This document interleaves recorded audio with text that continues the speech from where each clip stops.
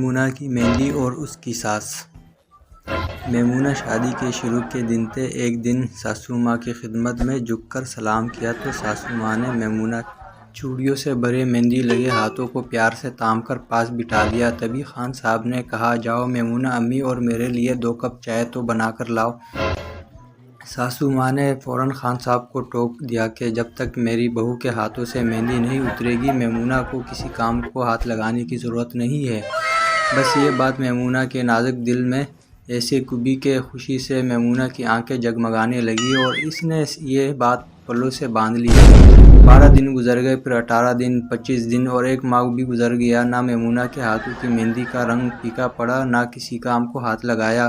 اب تو ساسو ماں بھی دن میں کئی بار کن آنکھوں سے میمونہ کے گہری مہندی بھرے ہاتھوں کو دیکھتی تھی اور کئی بار پوچھ چکی تھی، اتنی اچھی مہندی کہاں سے لی تھی؟ اور آپ بھر کے رہ جاتی کہ یہ کیسی مہندی ہے جو اتر ہی نہیں رہی۔ لیکن کہتے ہیں نا کہ بکرے کی ماں کب تک خیر منائے گی۔ ایک رات کو جب سب سو رہے تھے، میمونہ اپنے مشن پر نکل چکی۔ اپنے ہینڈ بیگ سے 1 کون مہندی نکال کر لاؤنج میں صوفے کے پیچھے چھپ کر اپنے ہاتھوں پر بنے ڈیزائن کو بڑے نمک سے گہرا کر رہی تھی کہ ساسو ماں نے چھاپا مارا اور پھر میمونہ بھاگی گئی۔ ہاں، اب تو یوں لگتا ہے صدیاں بیت گئی ساسو ماں کے کسی کام کو ہاتھ لگائے اور میمونہ کو مہندی لگائے۔ میمونہ تبادہ۔